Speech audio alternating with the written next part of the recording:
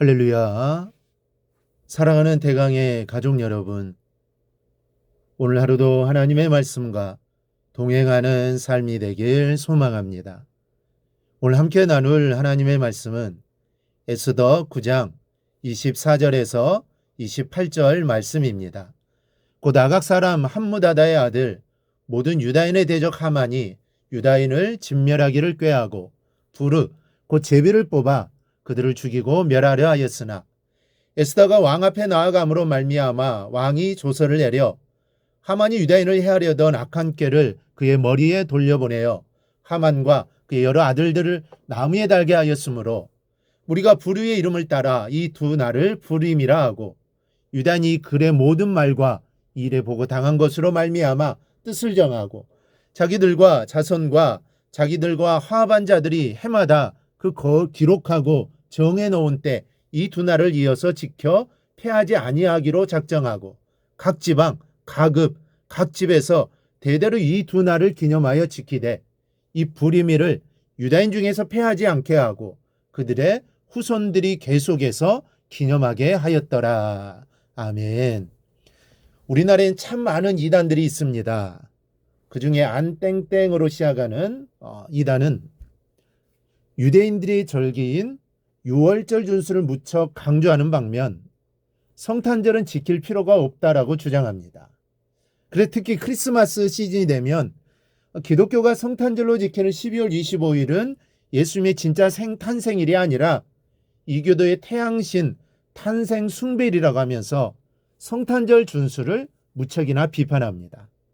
물론 12월 25일은 이들의 주장처럼 예수님의 진짜 성탄일이 아니라 추정상의 성탄일입니다. 이 세상의 그 누구도 예수님의 진짜 생일을 알지 못합니다. 당신은 오늘날처럼 출생신고를 하여 사람들의 생일을 기록으로 남기지 않았고 예수님은 한 가난한 목수의 가문에서 매우 초라한 모습으로 탄생했기 때문에 예수님의 정확한 탄생 성탄일을 알 수 없는 것은 어쩌면 매우 지당한 것인지도 모릅니다.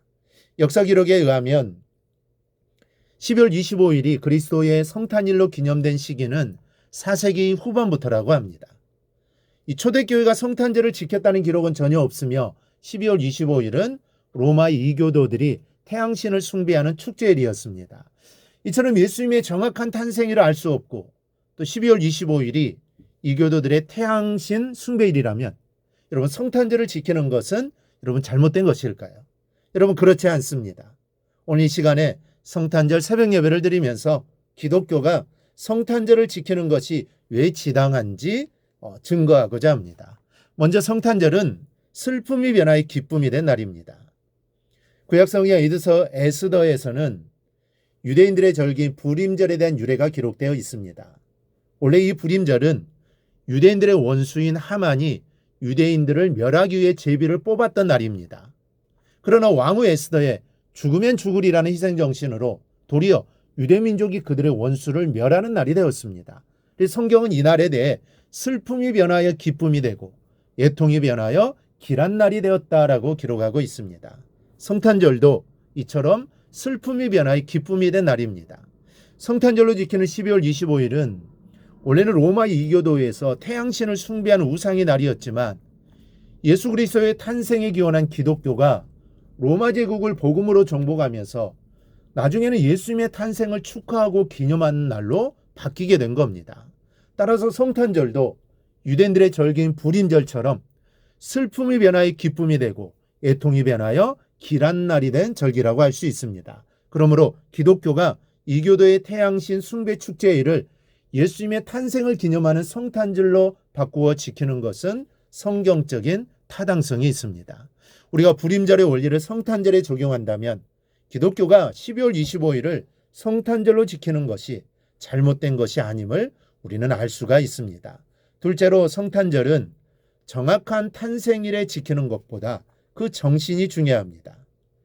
이스라엘의 가장 큰 절기는 바로 유월절입니다.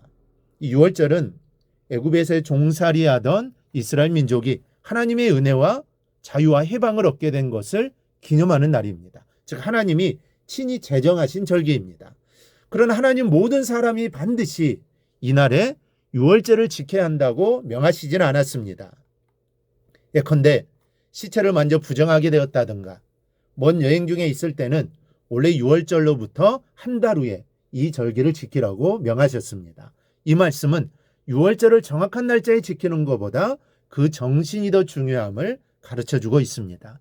유월절 준수의 이 같은 규정은 성탄절에도 적용할 수 있습니다. 즉 절기의 준수는 정확한 날짜보다 그 정신이 더 중요하다는 겁니다.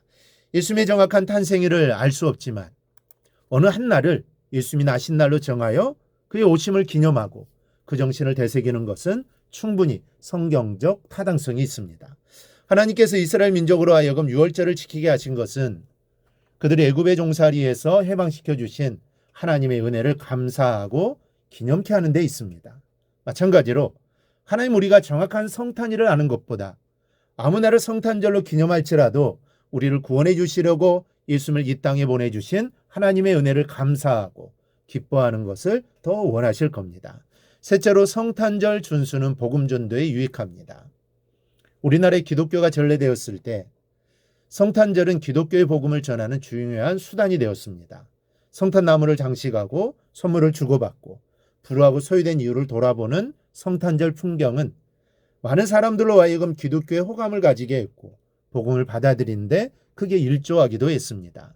요즘은 예전 같지는 않지만 한국 교회가 한창 성장할 때 성탄절은 불신자들에게 기독교의 복음을 소개하고 교회를 인도하는 좋은 매개체가 되기도 했습니다. 그래서 성탄 전야 행사 날은 마을 전체의 축제일이었습니다. 믿는 자든 믿지 않는 자든 모두 다 교회로 왔습니다. 그리고 이를 통해 복음이 자연스럽게 전해질 수 있었던 것이죠. 그러므로 우리 성도는 성탄절을 먹고 즐기며 쉬는 날로 보낼 것이 아니라 믿지 않는 사람들에게 복음을 전하고 불하고 소외된 이웃들을 구제하며 하나님의 영광과 그리스도의 향기를 드러내는 날로 지켜야 할 겁니다.